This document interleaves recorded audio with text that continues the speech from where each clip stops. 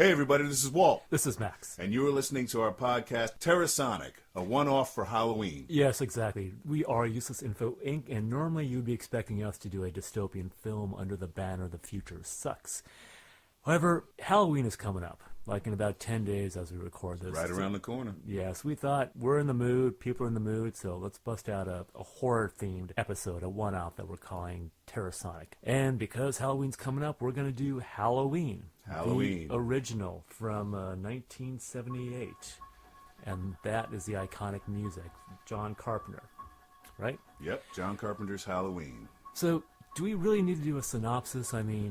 Well, since the new sequel is coming out. A psycho kills some people and one woman survives, and right? It's That's pretty much it. It's a template, right? Well, he starts off as a child killer. Yes. Mm-hmm. His first murder was his sister Judith. Yes. At the opening of the film. While she has sex for about 2 minutes. Yeah, right. So it's all, which is pretty cool. It's all one shot. There's a couple of cheats in there. Right. But it's meant to be like one continuous shot. As you close in on the house and you see from his perspective. When he puts the mask on. Puts the mask on as he watches his sister making out. And they go up the stairs. And it's about, 2 to 3 minutes later. Yeah. When you see the guy come down putting his shirt on, right? Right. He's like, I'll call you. Yeah, sure. Yeah. Which is pretty fast even for a teenage boy, as far as I'm concerned. She must be disappointed. Or doesn't know any better. Yeah. Because she's fairly contented up there, like brushing her hair. Right. Topless in front of the mirror. Yeah. And then here comes creepy Michael, her brother, spying on her. And it's hard to remember after being so familiar with this movie, but back then you did not know that was a child, right? Right. You don't see him until the very end of that sequence, where he comes out of the house, and his parents come are home. there. And does he rip the mask off, or do they rip his mask off? I believe the father rips the clown mask. And that's off. when they reveal that he's a kid of about 10 years old or something. Yeah, he's roughly? around. I think he's 6, actually. Is he that young? The kid doesn't look that young, but right. But I think he's supposed to be around 6 or 8 years old, something like that. In the movie, Michael Myers is 23 years old, right? Right. So, and it's 15 years later? 15 supposedly? years later, right, yeah. So that would make, I can't do math. What's 6 plus 15? 23 minus 15 is... That's why we don't have a math you're right. podcast. You're right, it's 8. Right. Yeah, so he's supposed to be 8 years old. 8 years old, okay. All right. Yeah. So we see that, and then we flash forward to basically present day, 1978. Right. Whatever it was. Right, 1978. And then you get Dr. Loomis. Samuel Lewis, played by the iconic Donald Pleasence. And he's really good in this role. Oh, he's absolutely fantastic. He's the biggest name actor in the movie, basically. And he got paid the most. He got paid $20,000 for his role. Wow. Yeah, I know. Big money, right? Yeah. Where Jamie Lee Curtis only got paid $8,000. And it was her first role. Her first movie, yeah. Yeah. She had done other things after, I think, right after this, but they were TV shows like The Love Boat, little spots like that, little guest spots. Yeah. Like Fantasy Island, Love Boat. Yeah, of course. The circuit back then. She played one of the Playboy Playmates. I think it was Dorothy Stratton, or I can't remember the exact name, in a TV movie. Oh, wait a minute. Okay, you're right. Okay, you're not talking about Star 80. No. That was, who was that again? Was that Melanie Griffith? Or No, who am I thinking then? That's Cherry 2000 is Melanie Griffith. Yeah. Star 80. Oh, that was, oh my goodness. Yeah, it was Eric Roberts and I forgot. She was like the it girl at the time. Okay, you're thinking like a TV movie. Yeah, this was a TV film. Yeah, I don't remember that one. So, yeah. The Tragic Life of, I think, Dorothy Stratton. Something to that effect. Yeah. And Carpenter actually did a TV film. Someone's Watching Me? Someone's Watching Me. It was another kind of horror theme one, right? Yeah, but it was more suspense. Right, okay. Did that come out before or after this one? I think that came out before this. Okay. So, because you had Dark Star. Yeah. Then Assault on Precinct 13. And he basically got this gig based on the strength of Assault on Precinct 13, right? Yeah. Like the producers wanted to do a movie like this, and they hired him. Right. Because they thought he could pull it off. Urban Yablans and Mustafa Akkad. Yeah, they had the original idea for, it was called The Babysitter Murders, that was the original title of the script, The Babysitter Murders. Yeah. And now what were their inspirations? Oh, they said they wanted to release a horror film that would be as successful as The Exorcist. Okay. Is what I've read. Okay. So they saw Carpenter's work and they thought that he could pull that off.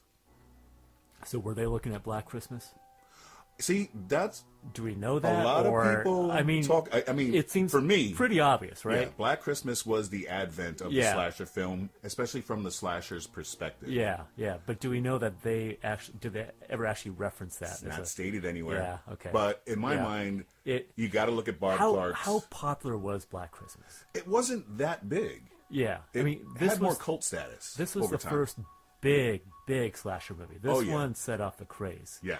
At the time, it was at least one of the most successful independent movies ever released. Yeah, it was. Like in terms of the money it made back, based on a budget of what? $300,000. Yeah, something ridiculously small like that. Yeah. And I believe it made something like $47 million. Yeah. Back then. Yeah. Which in 2008 was the equivalent of $150 million. Yeah. When you do, math once again, which we can't. I looked at the figures. I think it like in terms of just gross money, it has still made the most out of any of the movies in this franchise. Oh yeah. Yeah. I mean, the one out now might surpass it. I don't know, but yeah, I think it had an 80 million opening weekend. Did it open already? Or I think that was projected, is what I read on my projected 80 million opening. Yeah. And it's getting good reviews, actually. It is. Yeah. Well, are you interested in it? I do want to see it. Okay. I always wind up seeing the Halloween films one way or the other, even the bad ones. They're really like Halloween Resurrection and H2O. I watched them all. Okay, is this the one where he drowns people? Like, why do they call it H2O? I know, right? It's 20 years later. Everything's got to be abbreviated. But H2O, Halloween that's 20 just years stupid. later. I know, it's really dumb. H20. Yeah, it's the dumbest title. The dumbest title. Now, one of the ones that I liked actually was Halloween 3. Yeah, which Season of had the Witch. nothing to do with Michael Myers. They were going to switch up the franchise and make every movie a different horror that theme, idea, right? like an anthology series. Like Right. each one has a Halloween brand on it, so you know there's like it's going to be something of quality. John Right. Carpenter's imprimatur, but it's going to be a different self-contained story. Right. Yeah, which It's a to great me is idea. interesting. Yeah, it's a great idea. But nobody saw that one. Right. And now it's kind of a cult movie. Now it's a cult classic. It's been acknowledged. Especially yeah. those masks. They're constantly reproduced Oh, yeah. around this time of year, every year. Yeah. Collectibles. So I only saw the first 3. Okay. Yeah. I saw 4, The Return of Michael Myers, Yeah. in the theater. Yeah. 5. I lost track at 5 because then maybe 6. The rest of them I saw on home video. Okay. After 5. Yeah. Okay. And the funny thing was, when Halloween 4 came out, The Return of Michael Myers, Yeah. saw it in the theater on opening night on a Friday, and there was a riot in the theater. Believe that shit? I'm serious. There was a riot. It was Because of the movie or unrelated? To the I have movie, no or what? idea. I turn around. Next thing I know, people are fighting in the aisles. Got all riled up by Michael Myers coming back. I don't know. Wow. Okay. Yeah. So. So many, many years later, this movie is, and this is almost an anniversary, right? Yeah, really. 78, 2018. This is Once I again still with the can't do math. 4 years. Yeah. 4 years later now, Yeah, right? I mean, yeah. almost to the day that this movie came out. Right. Yeah. And this is still widely regarded as one of the best horror movies. I think it's Ever. something like number 5 on the all-time scariest horror film list. Yeah, and Something definitely around there. the top slasher movie. Oh yeah. So Started a whole genre. Why do you think that is? I think it's just because it's a well-made film. Okay, let's get into this. What's so well made about it? John, what do you think? Well, I mean, Carpenter's direction alone Yeah. is fantastic. It's phenomenal what he did with this film, and especially with that budget. He pulled off some great, great stunts. It's that situation where, okay, I don't have any money for special effects. I can't do any cool makeup shit. Right. So I'm going to put this tacky William Shatner mask Yeah, on this I know. guy, have him walk around, and tell the damn story through filmmaking. Yeah, exactly. Exactly. I don't have any money to do anything, but I've got a brain. I've seen enough movies, and I can do some good stuff with editing and directing. Yeah. And he invested in really top cameras. Panavision cameras I understand at the time. half the budget went to those cameras, so he did get the wide aspect ratio. Exactly, He yeah. got the good deep focus shots, and he had a talented cinematographer. I forgot the name of the guy who was on it, but he knew what he was doing. Yeah. Yeah, he did not skimp when it came to the look of the film. We already talked about the long, steady cam shot, Yeah. which back then wasn't really that common a thing. Right. I mean, it was in one of the original ones was Touch of Evil, of course. Touch of Evil. Which was pretty incredible. Well, he was also influenced by Hitchcock. Definitely. Did Hitchcock ever... Well, he did do... God, which one? The Rope, right? The Rope, and that was supposedly all in one take, although you can see the cheats. Yeah. But And that the same had a thing lot with of one Psycho, takes. going through the house. Yeah. You know, but they had clever cheats to it. Yeah. And the same thing with Halloween in that opening scene that you're talking about when he puts the mask on. Yeah. You could tell that that's the cheat cut. It's kind of like the swap out. Yeah. Uh-huh. The swap out, Yeah. which is great. Yeah. Still, And well done.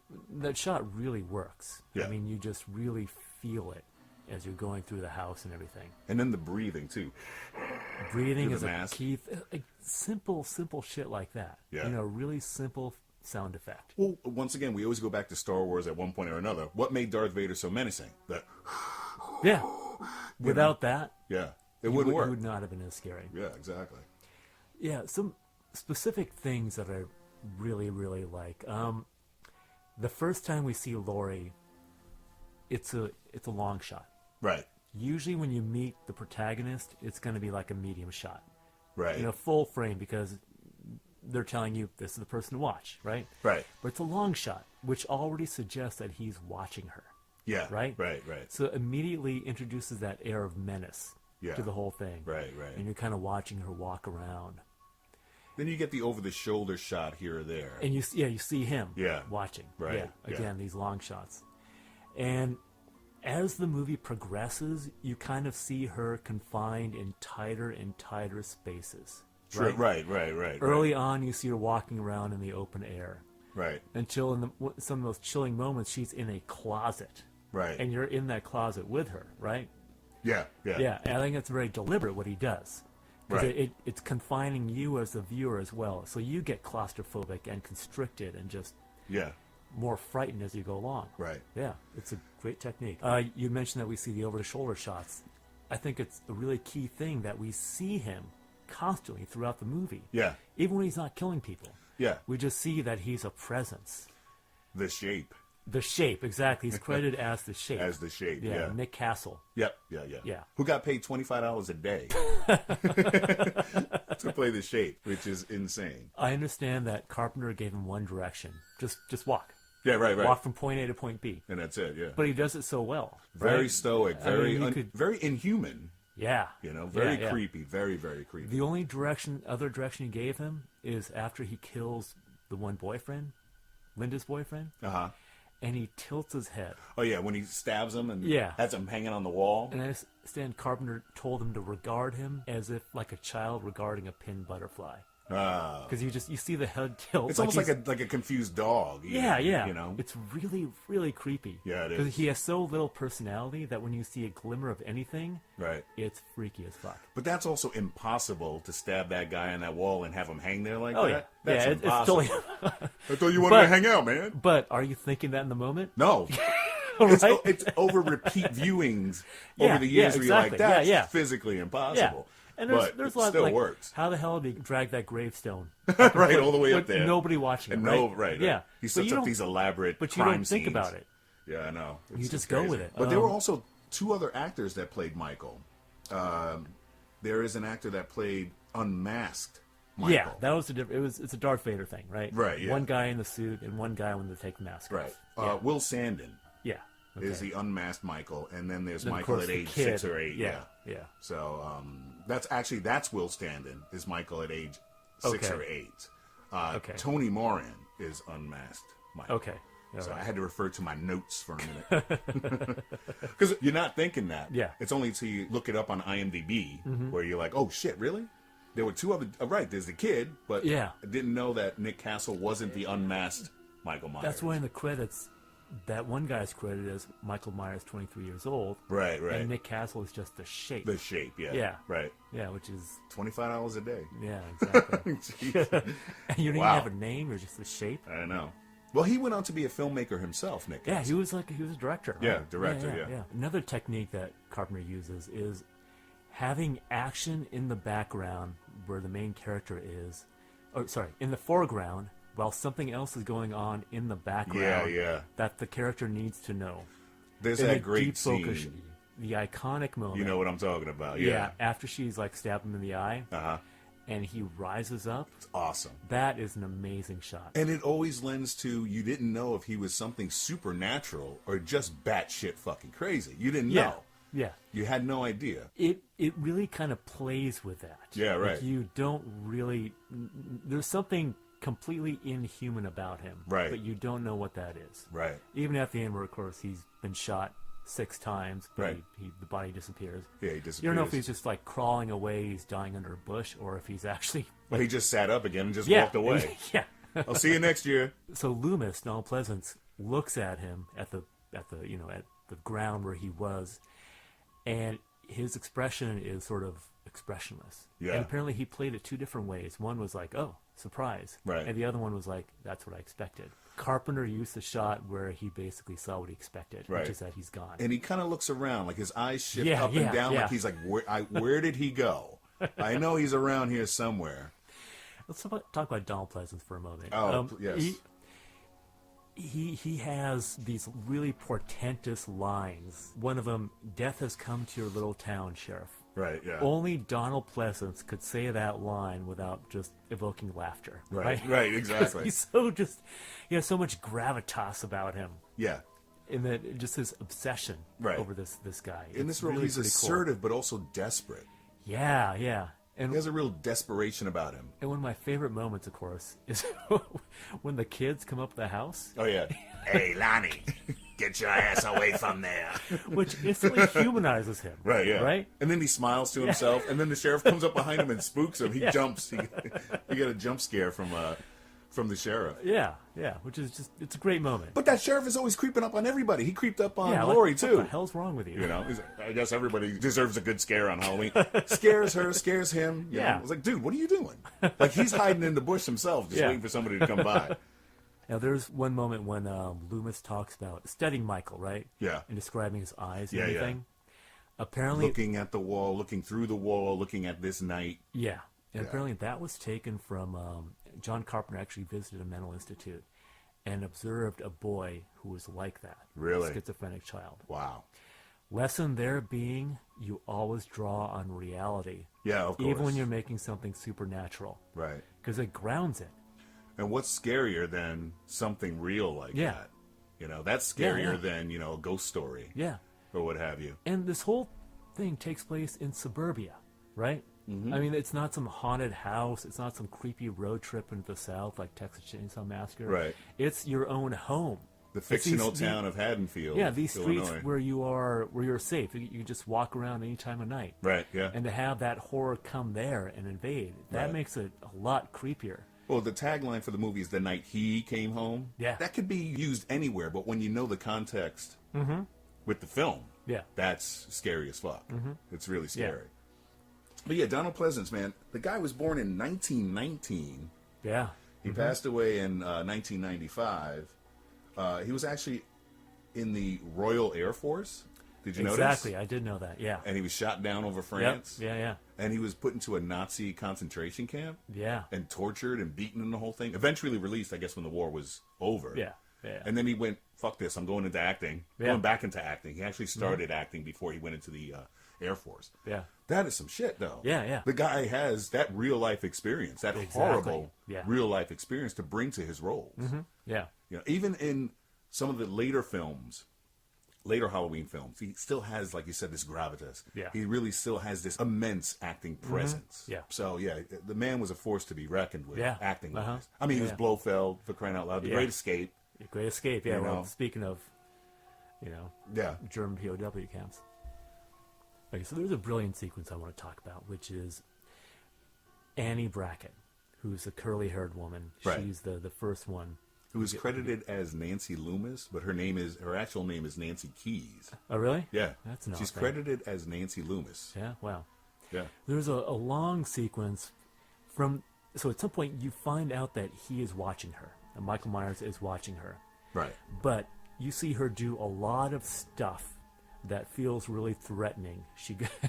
First she puts on like a shirt, because she gets something on her shirt. Oh, or she blouse or spilled something. butter. Yeah. She was making popcorn, she's spilled butter on vulnerable. her shirt. She goes out to a laundry shed in the back, in the Right. dark. There's a thing with the door the door is kind of half open and then kind of shuts, and like all these moments when he could like jump out and kill her, right? And doesn't. And as a viewer, you're just like on the edge of your seat waiting for this to happen. It's almost like he's playing with them a little bit, like playing with his food, so to speak. There's that creepy aspect. Yeah, which he's just watching them for a while until he's ready. It's much scarier when you feel that the killer knows he can kill at any point and does not. Right, because then it seems like he has more power over people. Yeah. You know? Right. Yeah. Yeah. But it's this classic Hitchcockian thing of suspense.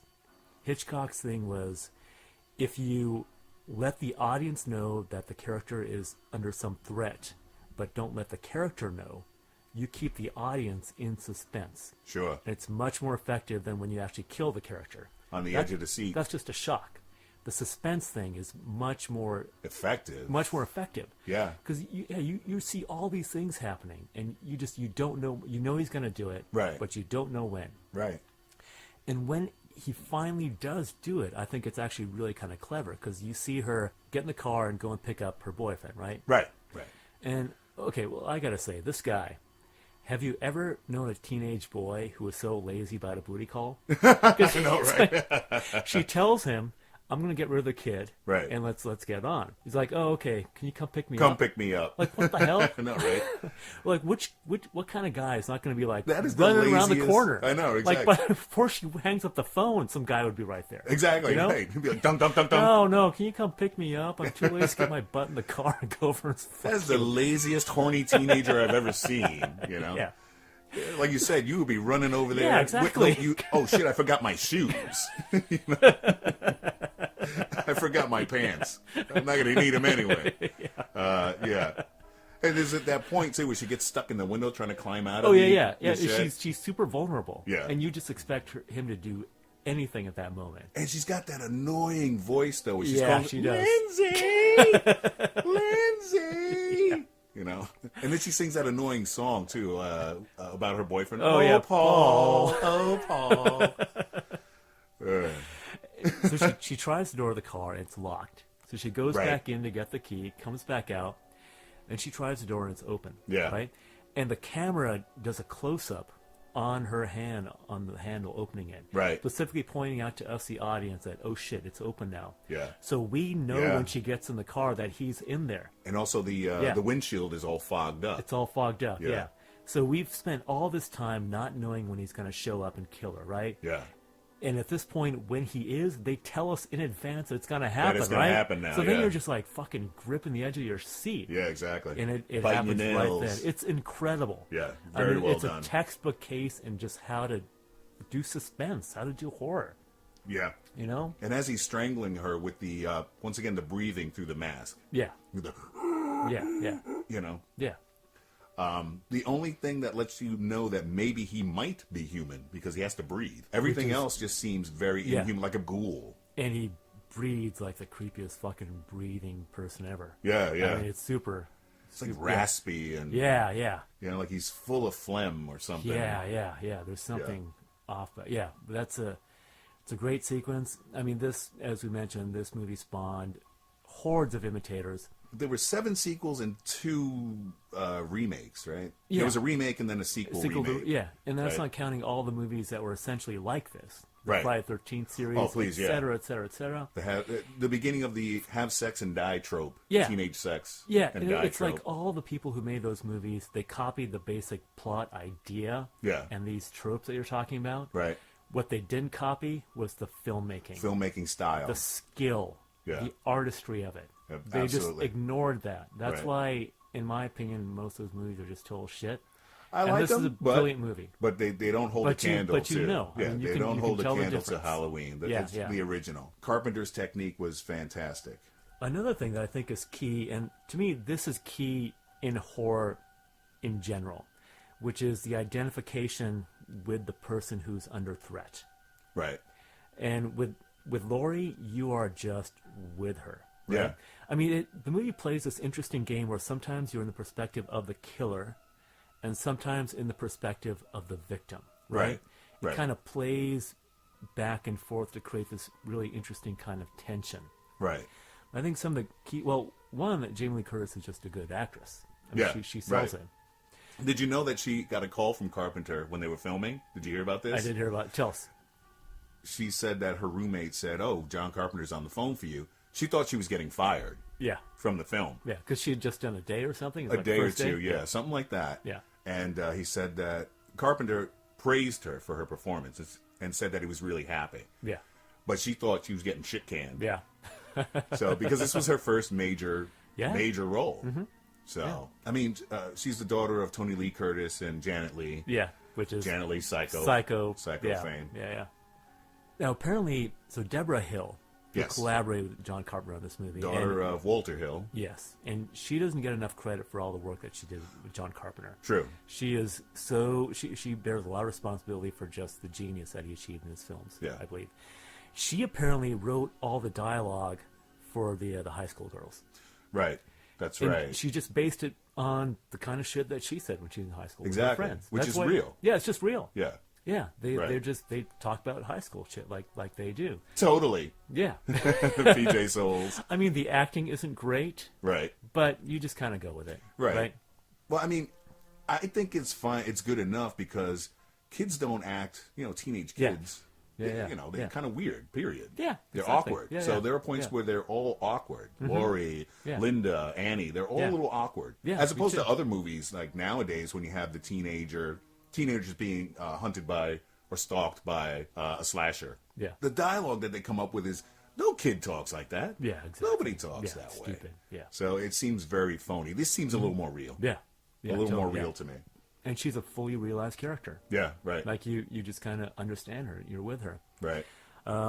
Roger Ebert, he was an early champion of this movie. He hated slasher movies too. He didn't like horror movies a lot. Ebert and Siskel did a whole show about Yeah. how much they hated slasher movies. Yeah. But they picked out this one as for praise. Yeah.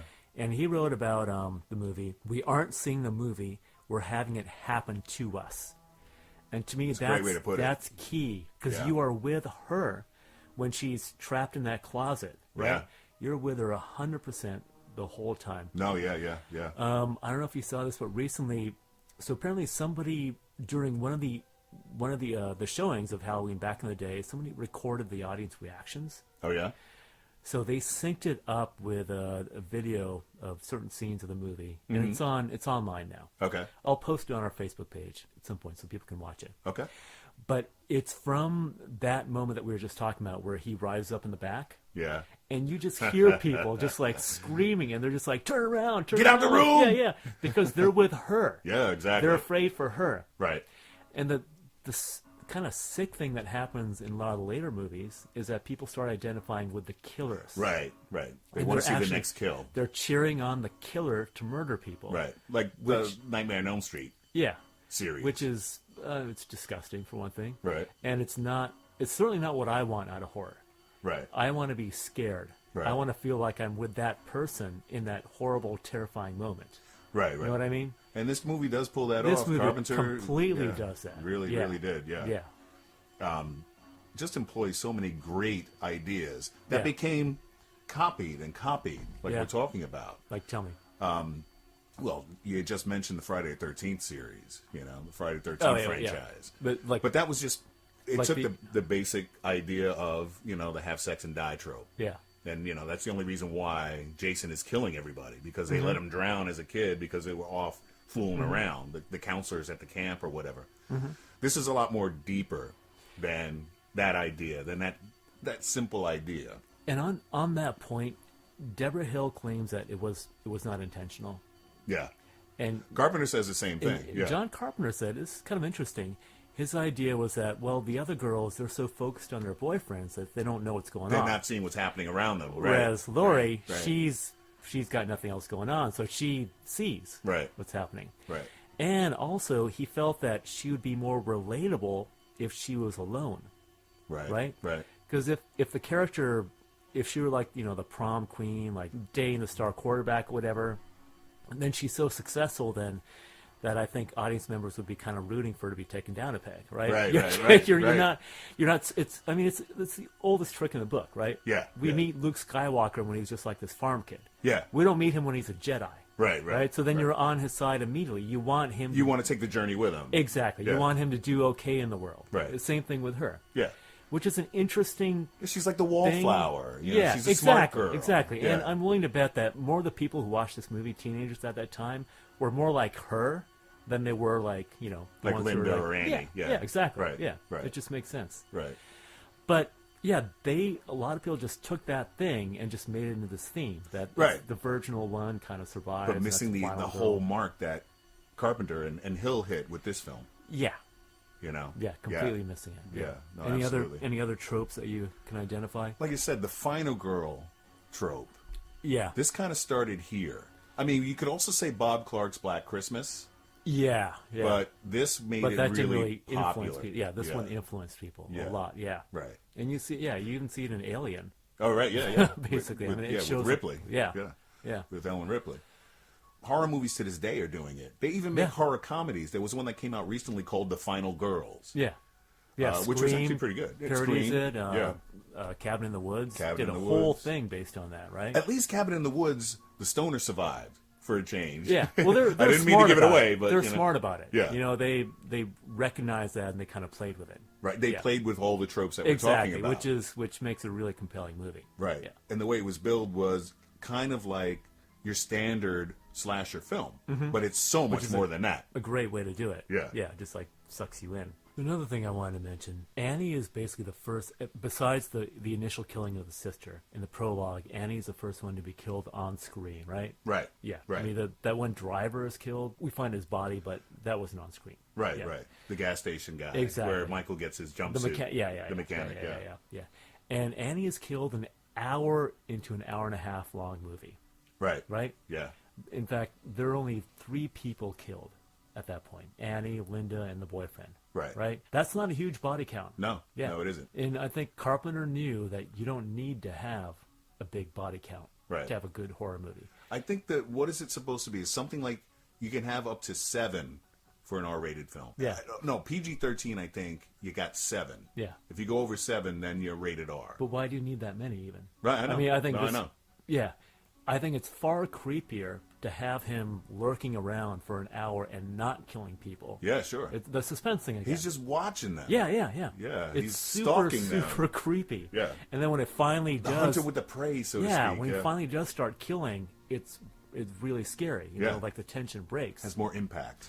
That's another thing that subsequent horror directors just did not get, and they just piled up body counts. Yeah, You know, yeah. no pun intended. Right. Yeah, Right. You know. Well, with the modern like torture porn, it's Yeah, called. Like the exactly, Saw yeah. films. I Yeah. like some of them. I have to admit. But some of them are just like, oh, geez, come on, really? Yeah. You killed like 50 people in the first half hour. So it has no impact. Right. No. That's the thing. Yeah. This Yeah. is more horror suspense, and I think it's a lot more Absolutely. effective. Absolutely. A lot more effective. Yeah. And that's why it's still iconic to this day. Yeah. I mean, every time I see this movie, and I've seen it numerous times, obviously, I notice something new about what he's doing Right. with the camera. Yeah. Carpenter. Yeah. Specifically. Yeah. It's so amazing how well put together it is. Well, you talked about just a little while ago the foreground and background action. Yeah. There's that one scene where Loomis is talking to Sheriff Brackett, and they're outside a hardware store Yeah.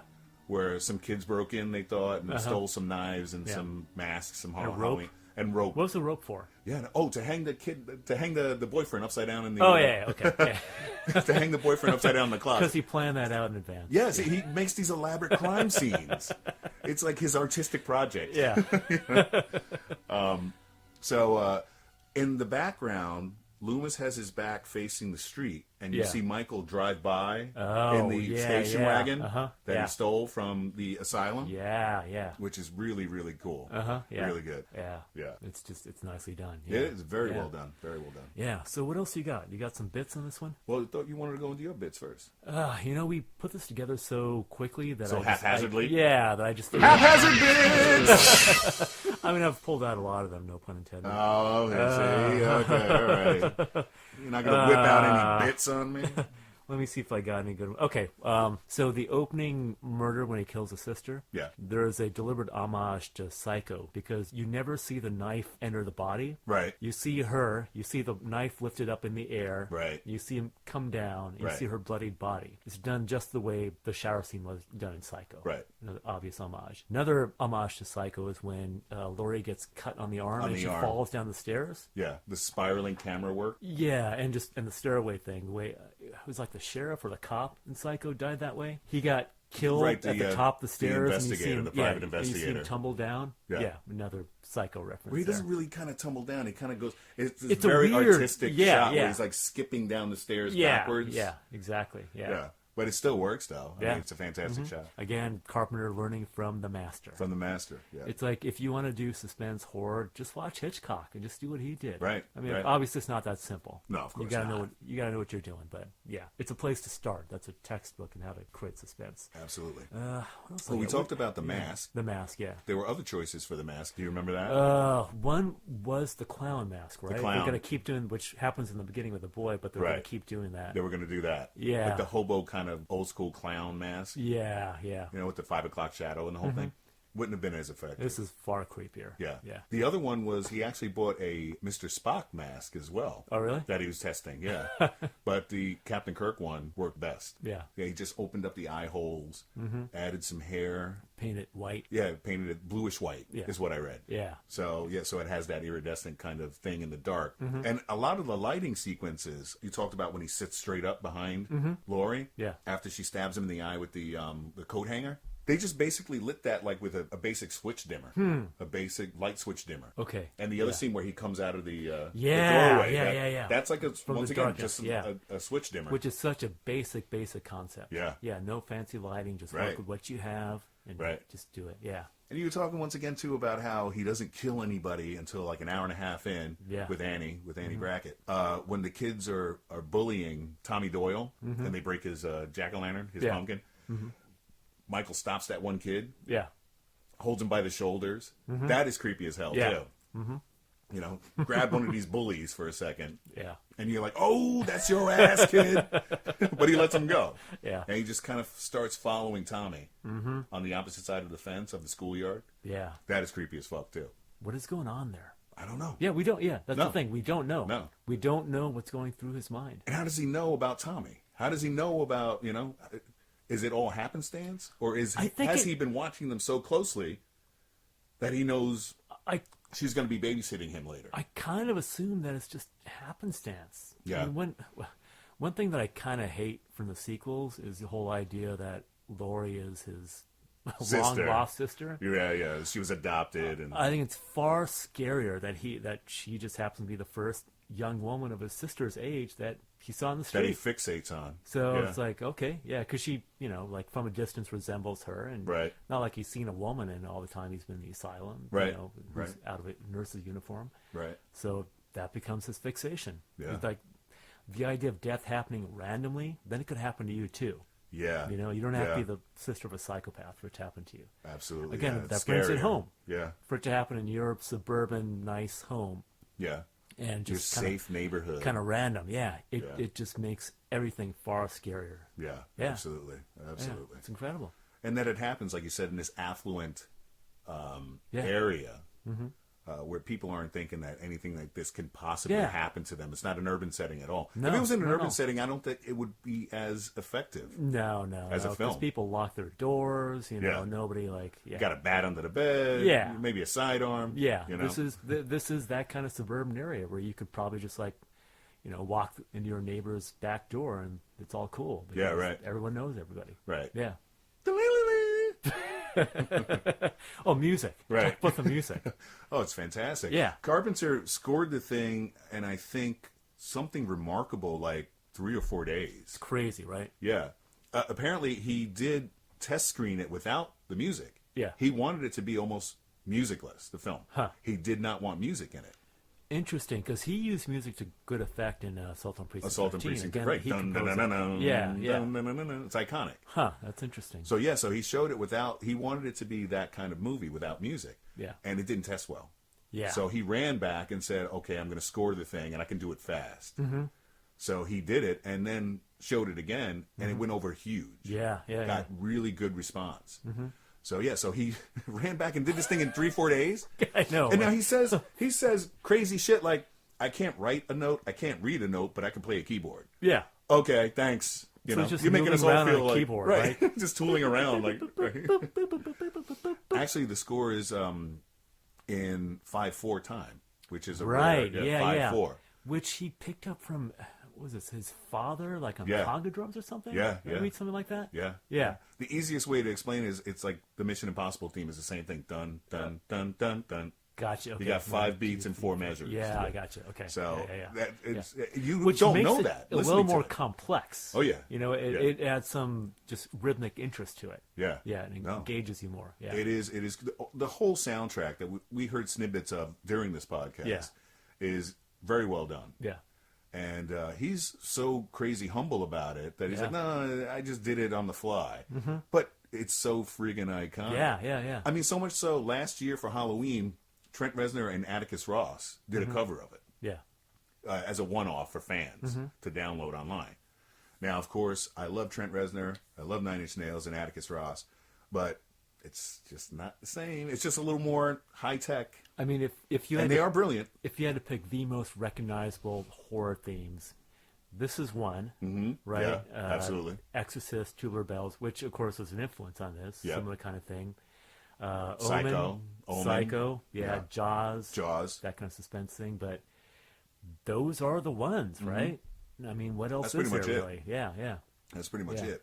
And as much as we like The Shining, I can't really pinpoint. I do think about the DSERA Oh, of course, in the beginning, right? but That's that's just the Yeah. yeah. That's not something that It's not really it's true. that was written specifically for the film. Yeah. The way Carpenter sat there and went Yeah. through the whole movie and scored the fucker. I love all of his, and he's actually on tour recently That's so wild. with his music. He got a band together and he's playing all his themes. It's everything from, like you said, Assault on Precinct 13, all the way up until Big Trouble in Little China, Escape from New York. We love Halloween, of course. Yeah. All of the soundtracks, I love them all. I think Yeah. they're really, really well done. Even into Mouth of Madness and Prince of Darkness. Yeah. Those have great soundtracks as well. He is a master of it, whether he says he believes it or not. Yeah. He's a great musician in my book. I understand he had some help from a composer named Dan Wyman. Right. Now, I did read that. weirdest thing, I only just recently discovered that I took a jazz class with this guy in college. Oh, really? Yeah. Holy I shit. took Dan Wyman's jazz appreciation class. Holy fuck. It's so random. Yeah, really. I didn't remember the name. You But know? when because I looked up his credits and he had composed Lawnmower Man. Right. And I remember him talking about that in the class. Right. Yeah, that he had done that. And then I found out who his wife was, whom I also had taken. Uh-huh. She also taught at the same college. Yeah. Wow. Just weird 6 degrees separation from John Carpenter. Yeah, really? Yeah. Shit. It's totally random. Wow. Okay, so you got more bits, Walt? Well, one of the things that I saw that somebody posted online, actually, it's kind of a goof where Michael escapes from the asylum, jumps on top of Loomis's car before he steals it. Yeah. And when he smashes the window, you can see if you pause at the right spot, there's a wrench taped to his hand so he could break the window. You know, I always kind of wondered, because something didn't look right. Yeah. But It's that's what it is. It's You can the see a wrench. Ah, okay. You pause it at just notice that that. right moment, and you'll see there's a wrench taped to his hand. Okay. So, and Nick Castle said that was the most painful sequence to film. Yeah. Because they had all this fake rain going on, and it was cold as hell outside. So the rain basically turned into icicles. And he's So- in that. So he actually had gown. to jump on that car? Yeah, They didn't yeah. have a stunt guy? No. No. Yeah, who can afford a $25 a stunt day. guy? Yeah. $25 a day. He did say, he went on record to say that's where he was thinking he should have asked for more money. Yeah. Shit, yeah. So- but which is crazy. Yeah. So inside Laurie Strode's bedroom, there's a poster of a painting by James Ensor. Yeah. Uh-huh. You know about this? No, go on. Belgian expressionist painter who used to portray human figures wearing grotesque masks. Okay. So There we go. I didn't know about that until I looked that up on IMDb. And speak briefly about the movies that they're watching. Oh yeah, The Thing from Another World, the And original. This before John Carpenter had done his own version of that. Before Yeah. he did his own version, Forbidden Planet. Planet. Forbidden Planet. Yeah. Probably another one of his favorite movies, I have to imagine. Yeah, I would assume so. Yeah. Leslie Nielsen before Naked Gun fame. Yeah. Yeah. Everybody knows him from Naked Gun, but he was an actual actor. Yeah. Yeah. Yep, he was. So. Oh, and also Donald Pleasant's daughter convinced him to take the role as Loomis. Did you know about that? Because she was a musician. And she liked the Assault on Precinct 13 Yeah. theme. Yeah. It's so random. Dun, dun, dun, dun, dun. So Right? crazy random. Because he wasn't looking at doing the movie. Yeah. He said, "You can't pay my fee. You're only going to give me $20,000." Yeah. So his daughter convinced him, said, he's a great composer. You should do it, The role was also offered to Peter Cushing and Christopher Lee. Yeah. They both turned it down because of the money. And Christopher Lee went on record to say later on he regretted turning it down. Interesting. He said it was probably one of the biggest mistakes of my career. I should have taken it. But I can't see Christopher Lee in this role as Sam Lewis. Interesting. Loomis. Yeah. I can only see Donald Pleasance. Now, is that just because we know the film so think, well? I think it's because we know the film. I mean, I think he could have sold it. But yeah. Christopher Lee's a lot more, I don't know, by the numbers. You know what I mean? It would have been a different interpretation of the role. Oh, absolutely. Certainly. Right. But I think he could have sold those lines. I saw this child. The way he speaks, it's just not like... Donald Pleasance has more of that, this kind of desperation. He would have seemed very different. Yeah. Yeah. I think Christopher Lee's way too more confident. we would have seen the character in a different light, and maybe not as interesting as the light. Right. Yeah. No, I do like that kind of shaky quality to Donald Pleasance. Oh, yeah, no. Yeah. He really, really works that in Escape from New York. Yeah, as the president. Yeah. Right. So, I can't. You're a Duke. He really has that spastic kind of desperation. Yeah. And then when he's confident, he's confident. But it makes his character, per his portrayal, so much more human to me. If Christopher Lee was in the role, I would keep thinking Dracula, the Hammer Dracula. Yeah, You know what I mean? guess so. I think it would have been different, but I think he's one of those actors that can basically do anything. Well, I mean, you look at him in Lord of the Rings. Yeah. But he's still Christopher Lee. You look at him in the Star Wars prequels. He's still Christopher Lee. I love him. Don't get me wrong. Yeah. And I love his metal stuff. Have you listened to his metal albums? Yeah, that's Those a are whole awesome. thing. So, yeah. I think he's brilliant, but Donald Pleasance really brought something to this role. He did. You know? He really did. Yeah. So we did talk about the Black Christmas Yes, we influence. did, yeah. Now, it's not confirmed or denied, but I kind of see a little bit of it, you know? Yeah. When you compare the two movies, there's definitely a thing going on there. Right. Yeah. Right. Charles Cyphers, Jamie Lee Curtis, Nancy Keys all worked with Carpenter on The Fog, his next film. Yeah. Now, I can't remember if The Fog was a success or not. I know Halloween was big. I think The Fog was more like a cult classic eventually, I don't right? think it did as well as this one. Right. And I'm pretty sure it had a bigger budget, and I don't think it made as much money. Right, At least in terms of the ratio. Oh, yeah, and the girl that played Lindsay, Kylie Richards, became a semi-regular on ER in her adult career. Oh, yeah? Yeah, Huh. so she did go on to act. Although she said that she was totally freaked out by this movie. Oh, really? By filming it and then watching it a little bit later on. Wow, That she okay. was totally freaked out. Okay. All right, so let's wrap this one up. Well, Yep. obviously, we love this movie. We love this movie. Yeah, there's no getting around that. No, this movie Yeah. is fantastic. Yeah. One of my all-time favorite horror films. Yeah. Brilliantly made, brilliantly crafted, and for a shoestring budget. Yeah, it's pretty Shoestring crazy. budget. Yeah, which is one of the things that inspired everybody else.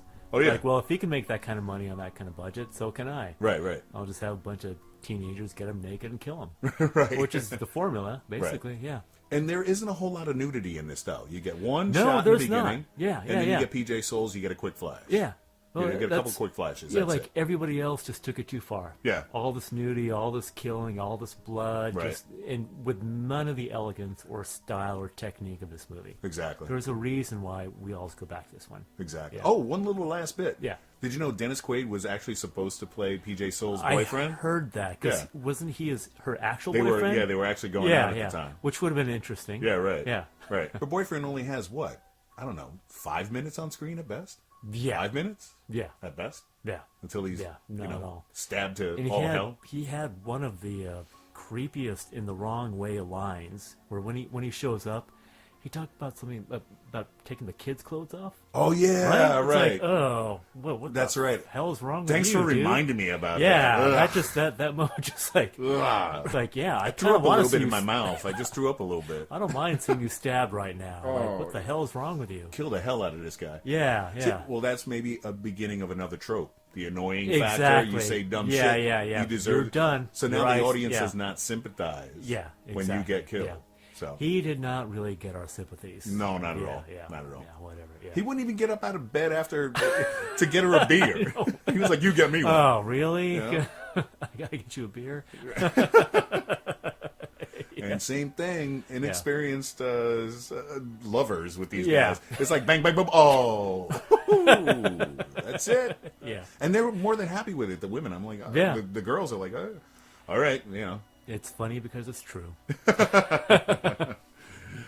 all right. All right. So if you haven't seen Halloween in a while, we recommend you check it out. And we have a Facebook page now. I don't think we mentioned this before. No. But we're going to use this to, well, it's going to have many purposes. One is just announce when we have new episodes up. Another thing, we're going to post some links to like supplemental stuff. Like I think there's a couple things that we talked about in this episode that I want to put some links up on. Yeah, that sounds great. And also it's a way for you to talk to us. Just get on Absolutely. there and just comment, whatever, and you can chat. You can do that through Twitter as well. And as reminders, we're on WordPress as uselessinfoinc.wordpress.com. We're on Google Play. We're on iTunes. We're on YouTube, of course. So there are many ways to get at us. So this was a one-off Terrasonic doing Halloween. To celebrate Halloween. To celebrate Halloween. And this brilliant film. Yeah, it's a twofer. If you want to hear us do more horror stuff, you're into it, let us know. Yeah, please, comment. We respond to your audience. We're open here. Yeah, let us know. We will come back next time with the promised episode of The Future Sucks, The Purge, Anarchy. So that is the thing that's going to happen. That's gonna coming be up our next episode. Come back and listen to us. Absolutely. Yeah. Yeah, get at us. Yeah. I'm Walt. I am Max. We'll see you next time. Bye.